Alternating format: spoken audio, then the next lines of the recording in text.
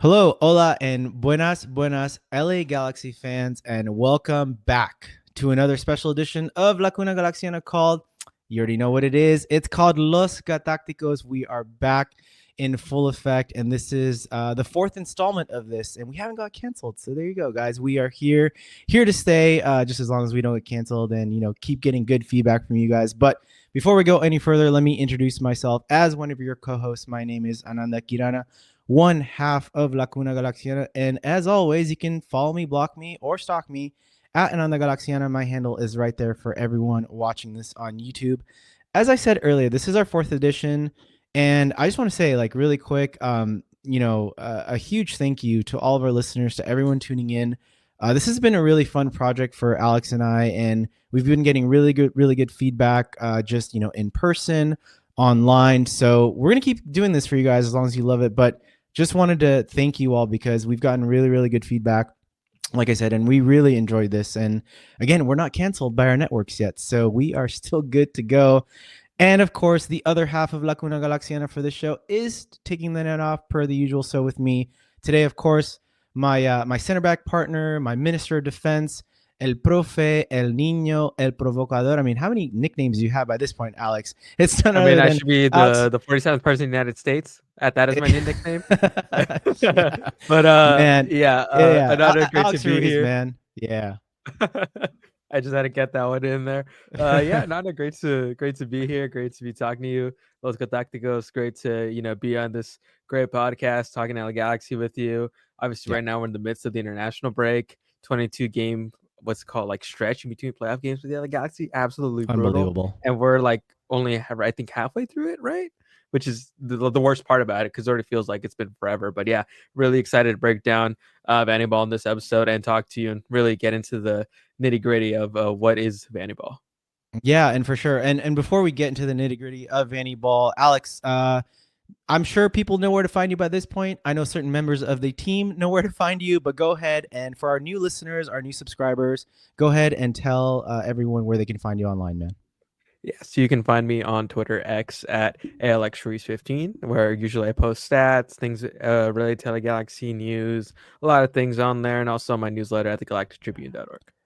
Awesome. Yeah, and Alex has been posting some really good articles. I mean, he did an article not too long ago about Vanny and sort of the he called it a master class, I believe, right? What Alex was the word that you used for it, something like to that effect, in game one of the playoffs. So go ahead and check out these articles, guys. Really good stuff there. But Alex, we are in an international break, but there were some MLS, first round series that just recently got wrapped up. Very interesting right now what's happening in the league and the playoffs, at least in the first round. So, in the spirit of these one word match reactions that we like doing on this pod, as given the interesting start, I would say in round one, do you have a one word reaction just to the MLS playoffs in general? For just the MLS playoffs? Yeah, not the Galaxy, just the playoffs in general. Off script. I think that's going to be my reaction, right? I mean, we'll talk about it right now with Inter Miami getting eliminated in Game 3 by Atlanta United. I don't think Right. anybody saw that coming. I think I tweeted it out. Atlanta United were the only team in the MLS Cup playoffs with a negative goal differential, and Miami lost to them. I mean, the expectations were upon Miami after having an all-time great regular season, after having what arguably the greatest player of all time on their team, having the band of Luis Suarez, Sergio Busquets, and Jordi Alba be the supporting cast for Lionel Messi. You expected them to at least make the conference finals, but they got knocked out of the round one to, I think, the ninth seed Atlanta were heading into this playoff. So, yeah, super off script. A massive failure for Inter Miami. They're definitely going to have to have a deep, long look in the mirror this upcoming offseason because, look, Messi ain't getting any younger, and, they want to at least win an MLS Cup.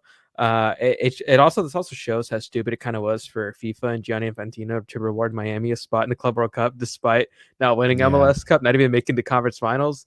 But hey, you know what? FIFA can do whatever they want. They have a history of that kind of sketchy stuff, but it is what it is. And then obviously Columbus Crew getting eliminated by the New York Red Bulls. I think everybody especially people I've talked to, expected for Miami and Columbus to meet in conference finals, and obviously I think that would have been the dream scenario for everybody.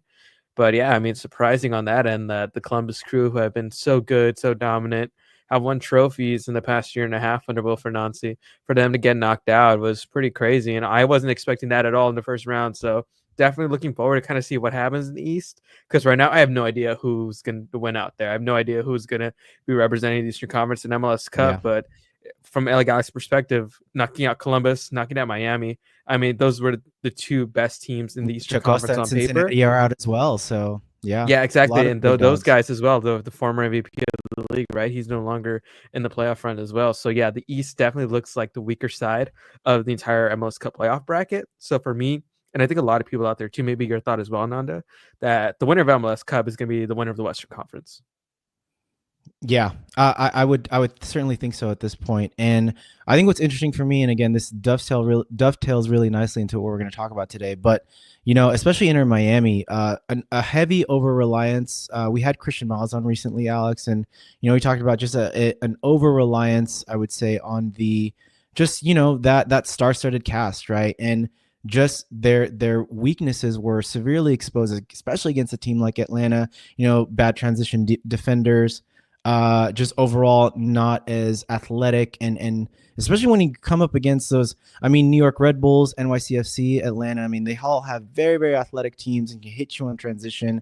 They have a lot of speed through the midfield and their forwards. So I think when we look at the Galaxy now, and even some of the other teams in the West, I think, and again, we're going to touch on this a little bit, but just the chess pieces that these coaches have in your LAFCs and your LA Galaxies, I think it allows them to play in different ways and match up against different teams effectively, right? And that's what you didn't see with Miami, unfortunately. Again, with an over reliance, I would say on their stars. But so yeah, really interesting playoffs. But so it's going to be interesting now to see just how this thing plays out. And I'm going to cap it off by saying I think I heard someone on Apple TV, the MLS broadcast, saying this is the year of the upset, and it sure looks like it so far. But going back to this GaTacticos series, this episode, of course, you guys can always engage with myself and Rob online at Cuna Galaxiana on all your social platforms. And as I said, if you like and you like hearing this stuff, you like tactics, you nerd out just like Alex and I, go ahead and hit that subscribe button, guys, and smash the likes up. It would really, really help us out and just show us that you really like what you're listening and hearing to. But especially all the new subscribers, I know there's about 30% of you that listen to this podcast that are new. If you do like what you're listening to, go ahead and hit that subscribe button, guys. And it also informs you of when we have the next GaTacticos series out, and of course the main pod that you can always enjoy on Monday and Thursday. And speaking of, if this is your first time, let me just kind of quickly set up what these GaTacticos videos are about and what you can expect. Really, Alex and I just go to the tactical part of the game. We really take a look at providing more in-depth tactical analysis, insights, and trends about the LA Galaxy that we are noticing out on the pitch and we want to highlight. And as we've been talking about already, it is the business end of the season. We are in the playoffs. So today's playoff edition of Los GaTacticos, we're going to be further exploring this idea of Vanneyball and sort of how it's evolved in the playoffs. And I'm going to put him up on the screen there. This is sort of the title of this. It's this idea of peak Vanneyball. But it's really interesting, just the evolution of this team. We're going to uncover a lot of tape and a lot of footage of the many faces of this team and how we think it could be probably the singular most important thing that propels them to winning that 6th MLS Cup. Of course, at the end of this, Alex and I are going to give our takes on, based off of the footage that we're seeing, based off of the evolution of this team, based off of how Vanneyball is evolving in 2024, what the biggest learning we can take away from that first round series against Colorado, what they should take away from that series heading into the rest of the MLS Cup playoffs. But of course, before we get into sort of how Vanneyball's evolved, it's interesting. I've seen a couple articles. I know you've written something about it in the past as well, but just this idea of Vanneyball, why don't you help give the folk, just give us a little primer on sort of what is it? What are the basic principles? What are the basic fundamentals that we can now explore how this has sort of evolved over time? Yeah, so some of the basic pillars to kind of explain Vanneyball and kind of simplify in a way is, four things that come to mind. Number one is possession. Greg Vanney is going to be a coach that prioritizes having the ball. He's not going to be a guy who wants to play against the ball, who wants to, hit on the counter every single time. The ball is there for a reason. It's there to possess. It's there to break down an opponent. And it's also there to control the game, whether that's offensively, moving players around, but also defensively, right? If you're able to keep the ball away from the opponent, you're able to kind of limit their touches on the ball, limit their dangerous moments. And that's why a lot of coaches who very much implement a possession-based system not only do it for the offensive end, but also the defensive end, because it eliminates those opportunities for you to get breaking down, right? To get a taste of your own medicine per se. The Yeah. second pillar is patterns of play. We kind of see these rotations, we see these movements out of possession, right? For a lot of players off the ball to create these spaces, create these triangles, right? I think one of the modern things in football we're seeing today, right, is kind of creating a 4-man midfield, like a box kind of shape. We saw City do it a couple years ago. I know other teams have also done it as well. I know my team, Liverpool, before Klopp left, they implemented Alexander-Arnold as, kind of like that inverted a fullback, right? And Mickey Yamane, look at that. He kind of plays that role, right? So we're seeing Yeah. those patterns of play, those rotations. We see, Yamane, Delgado, and Pack, for example, right? Those guys are Yeah. constantly getting touches, making those rotations. They've kind of know where they're going to be and already anticipate their positioning in and out of possession. So they're kind of able to cover and kind of play for each other there. And look, all the roles around the team kind of do that as well. So that way there's fluidity, it's not static, right? And the third pillar here is being progressive with the ball, not just having possession, that just have possession, being able to move the ball forward, being able to have players that aren't afraid to play that line breaking pass, that aren't afraid to make, a little bit of those ambitious moments. And obviously one of those players is Ricky Puig, right? Whether that's him dropping in deep to get the ball and sprayed out forward. We saw Gaston Brugman when he first arrived at the LA Galaxy. He was very much that progressive six, right? A guy who would get the ball Absolutely. and just spray it out everywhere, right? And that's one of the things that Greg Vanney wants to do. I mentioned Mickey Almane earlier, right? Like he's a guy with his positioning, he does it so he can advance the ball forward, not kind of just be a wide outlet so you can kind of ping it to side to side. He's there to move the ball forward. So it's that progression. And then the final pillar, I think, is just kind of being able to kind of create these moments where players can be at their best individually, right? Like we know that Vanneyball is going to want to, use Gabriel Peck, for example, his pace, his one-on-one ability in open space. They want to get him the ball in those scenarios. They want to be able to get on the counter. And that's the other thing that Vanneyball tries to do, is that whenever teams are so focused on, kind of cutting out the build-up play, because that's a big key of Vanneyball, it's kind of, building out from the back.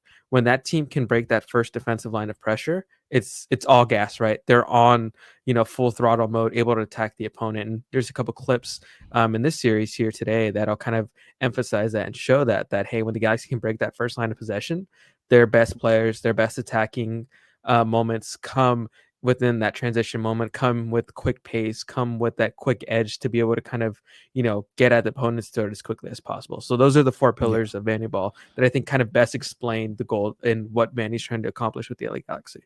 Yeah, and just building off that too, like I would say, I'm going to use a Greg Vanney ism that he's been talking about all year, and this is all sort of leading to this, which he talks about all the time, creating numerical and time advantages, right? So not only numbers in certain, so outmanning opposition in certain areas of the pitch, creating those triangles, like Alex was saying, creating 3v2s, 4v3s, right, in certain areas of the pitch, but also time advantages. So making sure that we create the amount of space and time, and we sort of what discombobulate or just like move the defense from side to side, and that creates space, right? That creates sort of separation between the defender and the ball, and either the person with the ball or the person running off the ball. So I think that's really interesting. But Alex, you talked about, we're gonna get this in these clips for a second, but and this kind of leads into some of the clips, but throughout the season, how have you seen teams try to counter this playing style, this idea of Vanny ball? We've seen a lot of coverages this year, but just like kind of delve into that, and then we'll delve into sort of the first part where we see a team like Colorado, how they try to counter our playing style, right? Yeah, so one of the main things, and this is just general like football tactics in general, whenever you're kind of facing a team that kind of wants to play Vanneyball, there's 2 main ways to kind of approach it. One is you allow them to kind of just have the ball, pass it around, ping it around, right? Parking the bus per se, right? We've seen LAFC over Yeah, the last couple of years kind of do that exactly to the LA Galaxy, and where hit they're us in like, the hey, counter. yeah, they're gonna try to, allow the Galaxy to push all their numbers forward to break these lines, stay super compact, And then the minute the Galaxy make a mistake, you just counter with players like Danny Buanga, Christian Oliveira, kind of push those guys forward to kind of be able to take advantage when the LA Galaxy messes up. That's one general kind of way that teams approach and try to counteract the possession style of play. And then the other one, which we'll kind of get into more specifically because we're going to be looking at this round one series against Colorado, is that high press. Being able to kind of, because possession-based teams kind of want to play out the back and kind of play out that way, having that high press, creating that high confrontation line, creating these moments where there has to be individual kind of moments where the players within the back line, the defensive midfielders have to be perfect essentially to escape these lines of pressure. And Ananda, right now, you have a perfect image right here, kind of showing that high line of confrontation from the Colorado Rapids. We can see here you have 1, 2, 3, 4, 5, 6 players within the LA Galaxy's defensive third, all trying to kind of halt the Galaxy's possession, all trying to force a mistake that Colorado can then take advantage of. And they already have the numerical, compared to if you're playing on the counterattack, they already have 6 players within the LA Galaxy's defensive third, instead of maybe having one or none if you're playing that counterattacking style. So this is the more aggressive kind of approach that, is very much, if you get it right, it's going to work. If you don't, it can definitely tear you to shreds. And we'll see clips of that right now. Yeah, I mean, I'll pull it up, the first one right now, Alex, and you can go ahead and narrate through it. Yeah, so in this clip right here, this is going to be the LA Galaxy's first goal of this game. We can see we can see Mark Delgado right here, where he's kind of going to be able to, you can show him right here, the high line of confrontation right here. We're putting in slow motion. You have 1, 2, 3, 4, 5, 6, 7 players in the Galaxy's attacking half, and he's able to kind of play out of that. We're going to see, like I mentioned, it's a high risk moment.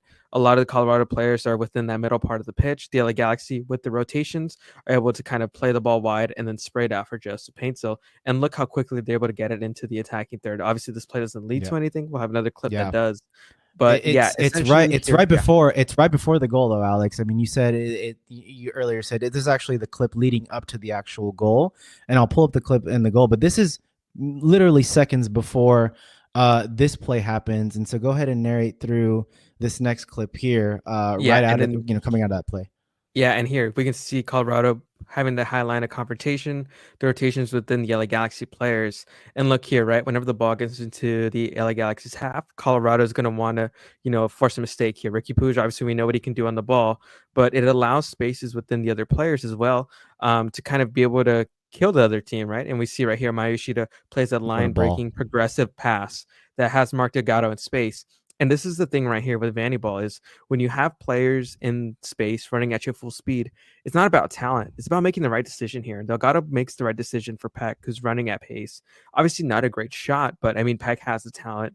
He has that finishing ability. He's proved it this year that when you put him in these opportunities to have a shot in the box, he's going to create something, whether it's a goalkeeper save, whether it's a goal, making the goalkeeper work. You want to be able to at least test the goalkeeper in these scenarios. And Vanneyball here, as we kind of talked about earlier, instead of kind of just being this like slow, intricate possession style, it can quickly go into like full throttle attack mode. And it's about making that right decision in order to kind of lead to a goal, which essentially tied the game here for the LA Galaxy in this situation. Right. Yeah. Alex, it's interesting you said earlier, it doesn't necessarily need to be a possessions type of ball, right? But when peak Vanneyball is at its best, it is possession based, it is that possession based system, right? It's sort of free flowing tiki taka, neat one touch sequence. And I'm going to pull up a clip here. Again, I would say for me, this is possession based ball at its peak, right? At its pomp, at its prime. And again, I'm not going to even, I know you had some annotations, fancy annotations in yours, Alex, but mine is just going to be a straight clip because let's sort of, it's going to be a little longer as well, but let's sort of appreciate just the beauty of, again, what a full throttle, fully confident LA Galaxy team looks like. This is, again, from game 1, I believe, of the playoffs. So I can pull it up here. So, again, starts with a neat passing sequence, right, to get out. And this is interesting right here. So Delgado loses the ball, but look at that. There's 1, 2, 3, 4 players getting back. And I think that's an underrated part of Vanneyball, Alex, especially when we're in possession. That idea of the counter press, I'll go back to that in a second. Here, we try to do a patient buildup on the left-hand side, creating those triangles, JP, John Nelson, and Ricky Pooch in this case. Again, just being patient with it, not making any silly or loose passes, just being patient, trying to switch the point of attack. Maya sees on the other side, sees that he can't go there. Let's try on the strong side again. So we go back, and now Delgado's at the base of the triangle, trying to create those triangles. But again, Colorado's sending, I would say, 5-6 guys on the strong side. So it's just for us to be patient, right? To stay calculated. And finally, nice toe poke there by Eddie. And we get to the other side. We switch the point of attack fairly quickly. And look at Ricky. He's always trying to get in on the act. But at the end, individual moment of brilliance. Yamane draws 5 defenders to him. And look at that. The weak side is completely open. Nelson makes a perfect run. And you said it earlier, Alex. This play does not happen. And we can't enjoy this without the finish. That finish is exquisite, right? But again, you see in that play, I mean, you could probably count how many passes were in that sequence, right? But there was a lot of passes leading up to that sequence, leading up to the goal, but it was patient.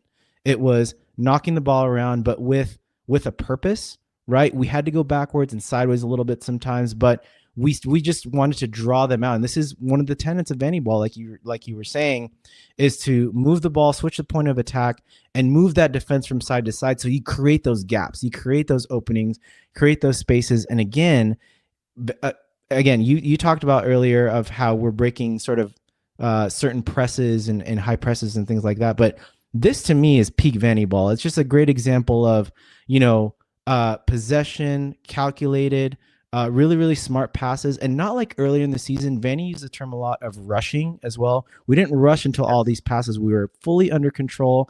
And again, I want to go back to the point of an underrated part of Vanneyball is also this Barcelona style of winning the ball back within 3 to 5 seconds, right? You saw a fully confident Galaxy on the ascendancy try to win that ball back as quickly as possible. And again, once we won the ball back, we went to our sort of calculated possession play. And again, the finish exquisite, right? Yeah, and that's what we're talking about here, right? Peak Vanneyball. And like you mentioned, Anna, this is peak Vanneyball because you go back to last season where the LA Galaxy really struggled. One of the main themes from that year was that they were very impatient. They tried to force these moments of magic here, right? Ricky Pooch, we've talked about it ever since he joined the club, right? Has this tendency to kind of play this hero ball, kind of give me the ball, let me go forward, right? Let me create this moment. Football doesn't work like that. It's a team sport for a reason. You need to have these excellent rotations, these good moments of possessions, and this patience to be able to break down an opponent. That's how all great teams are able to win nowadays, right? Able to break down their opponent, kind of not give up possession so cheaply. And you can see in that last clip that you showed, right? The Galaxy very much were like, okay, hey, we have to value this possession. We have to create something with it. And that's what Vanneyball wants to do. With every single possession, it wants to lead to a shot. It wants to lead to testing the goalkeeper. Great goal by John Nelson. Great individual moment of brilliance. But what's so good about this goal is the patience by Ricky Pooch to not kind of take on 3 or 4 guys through the middle, right? But instead kind of play within the possession, play within the patterns of play, within the movements, right? And this is kind of something we'll talk about a bit later too. But the chemistry on this team when it comes to those passing sequences is off the charts. Yeah. I mean, all great teams have great chemistry. And when you can have this kind of level of connection with your teammates within possession, it allows you to be so lethal with the ball. And that's why the LA Galaxy have bounced back from being 13th to 2nd place in the Western Conference this year. That chemistry, that trust with one another. This is why we're seeing peak Vanneyball in 2024. Yeah, totally. So Alex, we've pulled up a couple of clips already from earlier on the season. We go into game 1, we win that game convincingly, right? And now we go into game 2, right? And even post-match, Armas said something about this. He said, you know what? I think, correct me if I'm wrong on this stat, Alex, I think on aggregate, we were like 11-3. We've outscored them, in our earlier meetings earlier in the season.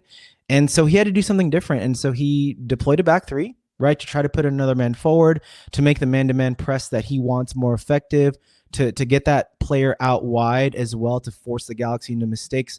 Again, Colorado's always in the top 3. Every time we do the preview with Colorado, Alex, I always pull up the stat with Rob that, they love winning the ball high up the pitch, possessions won, final third per match, always in the top 3.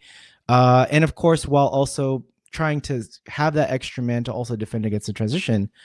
And it's interesting because this, to me, sounded a little familiar. Like, we've seen this before. We've seen this Christmas tree formation before. And that's against a man named Vanny Sartini and his Vancouver team, who unfortunately lost against that other team up to 110. But I want to throw this flashback clip, Alex, because this is, again, we talk about the evolution of this team and how this team has progressed over time. And so, when we faced against a very similar high pressing 3-4-2-1, 3-4-3 system, however you want to call it, this is how we looked against it. And I just want to show this just to show, again, the progression. Again, you see how aggressive, very similar to Colorado in that first image that you pulled up, Alex, earlier. 7 men of Vancouver is that in high our confrontation half, line right there. That high confrontation line, and we're just passing it, languid, side to side, backwards. Yes, we're trying to find the opening, but look, Ricky has to drop so deep right there just to receive the ball. He tries to progress the play through his dribble, but again, like you said, there's no progression in this play, right? It's all very static, and all it takes is a loose touch and a loose pass to give up the possession like we do there, and now we're caught, right? Luckily, this play didn't lead to anything, but look, Vancouver's already in our own zone. And so what did we do to try to counteract this? Well, later on, I would say in the 15th minute of the game, I believe, this was a few minutes later, we finally learned, Alex, and this is, I want to bring up something that Greg Vanney always says as well, which is the ability for this team to find solutions.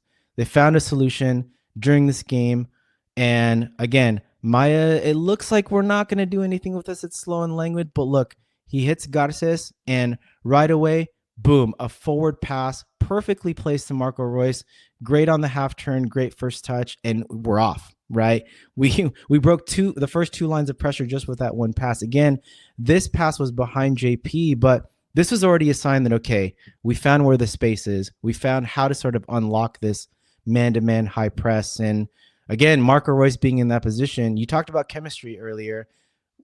This is something minute that I want to bring up too, which is the ability for Garces to recognize I've got a guy like Marco Reus that can trap this ball quickly on the half turn and get it away from this defender. So I can fizz it in like he did there on that clip. And again, that goes to the chemistry, the understanding between these players that we've seen over the season, right, Alex? So, okay, we see that play, and that ultimately in that particular game led to a Peck shot on goal in the 24th minute and eventually the goal in the 32nd. So I go now back, let's fast forward back to this game 2 where we see a very similar lineup. And Alex, I say to myself, you know what? I think we know where the space is. Like the space is always in between that wing back and the outside center back, right? In a 3-4-3 and a 3-4-2-1. And don't believe what I said? Well, you know what? I got receipts because we always got receipts on this pod, Alex. So let me pull this up here. I said, look, Apple TV comments are saying change of shape for the Rapids in a 3-4-2-1, Oliver Vanny Sartini Vancouver side, which made me think of that game. The weakness is always in the white spaces between the wing back and the white center back. Prime for a JP comeback game if we find him in that area and use his speed. Boy, did he ever have a comeback game. And Alex, I'm going to pull up the next clip here of, how we exploited that, right? So 7th minute, Alex, big diagonal from Mayoshida. And we all know what happens here. Gabriel Peck chases it. And look, let's be honest. That goal was lucky, right? But again, 7th minute of the game, super early. Colorado's pushing men up. Mayoshida recognizes space. He has a big diagonal. And whether we scored or not, that to me showed the intent of this team. That to me showed that they understood tactically of where the spaces were. And it's interesting because I'm not sure if, again, hindsight's always 2020 and we never know. But even if we didn't score that goal, just the way we played from that point on, Alex, I mean, Colorado had no answer. We played through the lines for them. We hit big diagonals. We hit them over the top with JP a couple times on the left-hand side. I mean, again, this is beautiful to see. And again, it just goes back to the point of the evolution of this team, man. And yes, it's a very harsh goal for Colorado to give up a goal in that position. But I think tactically it signaled to me, okay, this team gets it. This team's starting to understand. And again, as a fan, that fills me with a lot of confidence, right? Yeah, for sure. And look, Ananda, right? You said it was a little bit lucky, but the instructions tactically were the reason why the Galaxy kind of created that goal, right? It wasn't just, some incompetence from Stefan to kind of, put it into his own net. It's Gabriel Peck attacking the ball It's understanding that, Lalo Abubakar, the Rapids defender, is going to have a hard time with Gabriel Peck. And in that first half, he really did. Gabriel Peck Yeah. was dominating that first half with his pace, his ability on the ball, to dribble, right? We kind of saw that a lot. And just like you said, Ananda, that understanding to kind of read situations, to know how to attack teams in certain ways. That's what championship teams do. Look, Greg Manny obviously is going to, be the one giving out the main instructions, but the players as well, they're the guys out there playing. They're the ones who have the sense of the game. And I think kind of being able to have that understanding of this is what the coach wants, but also us being able to kind of tweak things in our own ways to help benefit us as well. And like you mentioned, Ananda, right, that spacing between the wing back and that outside center back, there always tends to be space there because one or two things for the defender. Either you're going to be super compact within the back three, those three center backs, or you're going to play it aggressively and have a lot of spaces in behind between those center backs in which the other team can exploit. And in this situation here, we kind of saw that they kind of chose the latter there where they were pretty wide out. They were pretty spread out, but the pace of Peck, the ability for him to track back and his work rate to still be able to kind of contest that clearance from Stefan, it led to that goal. And I think the Galaxy in that first half, Paintsell got that goal later on, kind of in that similar area where we kind of expect the space to be open. He kind of just cut in and had a great curling shot in there. So yeah, the Galaxy understood the instructions on how to attack this team and how to be able to put this game to bed and this series to bed, quite frankly. Yeah, absolutely. So Alex, very, very like I would say footage heavy episode here, but it's time to wrap it up now. We're gonna go to that key question that we always like to leave the listeners and the audience with sort of a takeaway from this. But Alex, what do you think for you, based off all the footage that you saw? Of course, you watched both of the games. What's the biggest learning you think the Galaxy need to take from this first round series into the rest of the MLS Cup playoffs to get that elusive sixth chip? Definitely to keep that patience, right? Because now that we're going into these rounds past the first one, it's one game, right? It's 90 Yeah. minutes to determine whether you advance forward. And look, the Galaxy we know, like we mentioned earlier, have this tendency under Ricky Puig to kind of play this hero ball, kind of create this moment for myself, create these opportunities that only I can see, right? No, Ananda, like we saw in these clips, it's about playing as a team. It's about being able to understand where you're going to be. Look, these guys have played 34 plus games together. They know their tendencies. They know what spaces, what balls they want. I'm sure they hear an earful from Pack and Paint Silk. Play me the ball like this. Play me like this, right? These guys know how to deliver the ball for their teammates.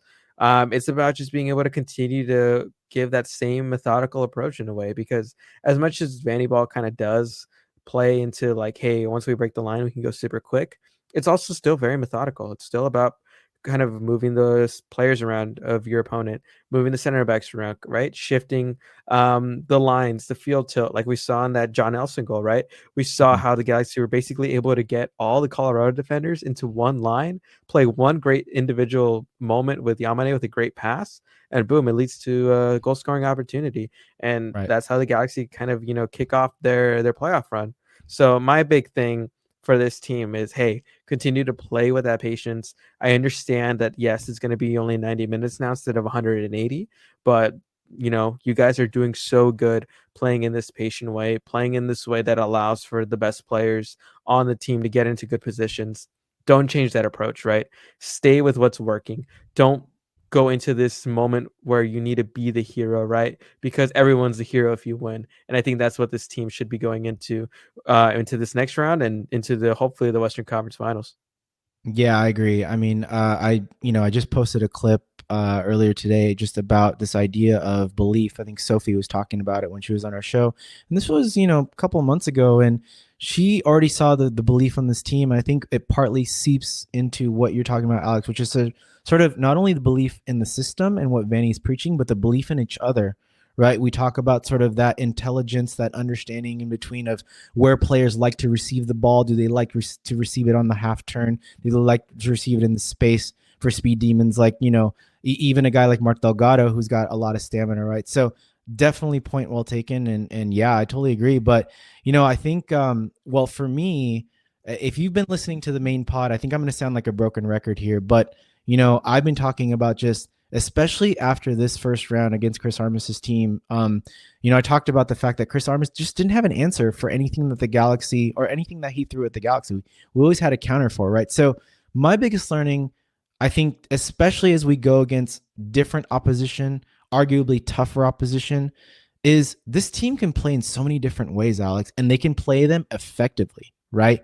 We can hit you on the semi-transition after we break a line or two lines of press. We can hit you in a full transition. Like I remember earlier in the season in Vancouver, I remember there was a Ricky just like split three lines and he hit JP on the right side for a goal in Vancouver Stadium, right? So we can hit you in a full counterattack as well. And as we saw, peak Vanneyball, peak possession ball, we can hit you with patient buildup, controlled buildup, and just moving the defense side to side from left to right, switching points of attack, and then it just takes one or two individual moments of brilliance. And we've got a lot of really good passers on the team as well, and just that finish, right? And I mean, we've got a lot of confident finishers on the team now, Alex, so I'm not even worried about that. Even John Nelson can finish with his weak foot. Eddie Cedillo can pop a 20-yarder, from outside of the box. So again, for me, it's just the fact that this team can play against many different or can play in many different styles bodes really well, I think, for a team like Minnesota, who's going to play differently than a team like LAFC, than a team like even potentially, Red Bulls or whoever comes out of the East. That's a crapshoot right now. But against any opposition, I feel confident in this team because not only can we play in different ways, but we're tactically flexible enough to play in different ways and play them really, really well, as we've seen not only in the first two rounds of the playoffs and the clips that we pulled up, but really earlier on in the season in the evolution of this team getting to this point, right? Yeah, for sure. And I think one thing I'll add too is, look, Vanneyball ain't perfect. And the one thing, main criticism I can say is that it's very much calculated risks, and it's a very risky style to play. And the reason the Galaxy play this way is because they have the players, the technical ability on the roster to do that. And it's all about making the right decisions. We've seen, obviously, when hero ball from players, it can lead to bad mistakes, right? You look at that St. Louis game, right, where I think it's Ricky or Cerrillo. They give up the ball within the defensive third, and it leads to St. Louis's game. It allows them in there. So, yeah, my one thing is if Vanneyball is going to fail, it's not going to be because of the system, but it's going to be because of an individual mistake. And that might be the biggest flaw of the system in total, is that it very much is dependent on the skill level of the individual and their decision making. So if the Galaxy do end up getting eliminated, maybe give up a goal or something, I wouldn't be surprised if it's a individual mistake, a bad pass, bad placement, maybe not understanding, or like we talked about the patterns of play, right? Those rotations, maybe miscalculating a player rotating to a certain spot and giving the ball in a bad position. The Galaxy are going to pay for that, and that might be the fall of Vanneyball. Essentially, is that, hey, it's very dependent on being perfect. But look, like I said earlier, the Galaxy have the players to play the style. You had Marco Royce the equation, guy who's got very great technical ability, great feel and anticipation and reading of the game. Like, that's going to help out a lot. So yeah, that's going to be my one thing too to keep an eye on, especially for our listeners here, is, hey, if the Galaxy are going to get eliminated, it's not going to be because of the system. It's because the system is going to force players to, be almost perfect, right? Whether that's a good or bad thing, the Galaxy have succeeded with this system, and they've shown to be capable now to, throughout a course of a 34-game season, to execute at that level. Now at the playoffs, everything is super magnified, right? 90-minute games now.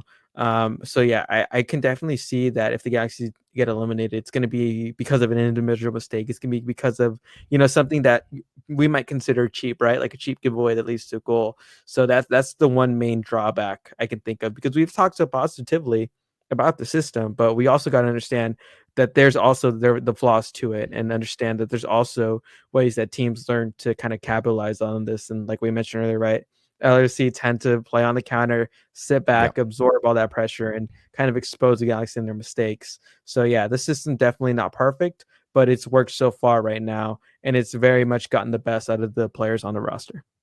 Yeah, it sure has worked so far, and hopefully they can take a lot more of the positives heading into the rest of the playoffs. But everyone in the audience and listening to this, you heard our takes on what our biggest learnings, and even a word of caution from Alex as well, in terms of what happens if it doesn't work, right? But what do you think? Go ahead and give us your takes on what do you think the biggest learning is that the Galaxy will take from round one to head into the rest of the playoffs. Go ahead and give your takes in the comments section of this video. Let's have a conversation about this. As always, Alex and I will respond to every one of your comments, and also just let us know what you think about Vanneyball in general. Do you and maybe we hopefully helped you understand it a little bit better as well. So, if you appreciate that, go ahead and leave that in the comments as well. But Alex, time to sign off, man. It was a pleasure doing with you this with you as always. And hopefully, like I said, if we don't get canceled, we'll do another one soon. As I said before, if you like this type of content, want us to do more, let us know by hitting the like button, leaving a comment, give us some feedback. Really, really appreciate it. And of course, hitting that subscribe button, guys. That's going to be the best way. You're going to support the show. You're going to support Los GaTacticos and the main pod that Rob and I do. But before we sign off, Alex, go ahead again and remind the folk where they can engage with you online, man. Yes, you can find my written work at thegalactictribune.org, and you can also find me on Twitter X at AlexRuiz15. Awesome. And for Alex Ruiz, my name is Ananda Kirana, one half of La Cuna Galaxiana. As always, we'll be back with you with another episode again soon. To know when the next show is, of course, you can always follow us on our socials at La Cuna Galaxiana. Until next time, take care, y'all. And as always, G's up.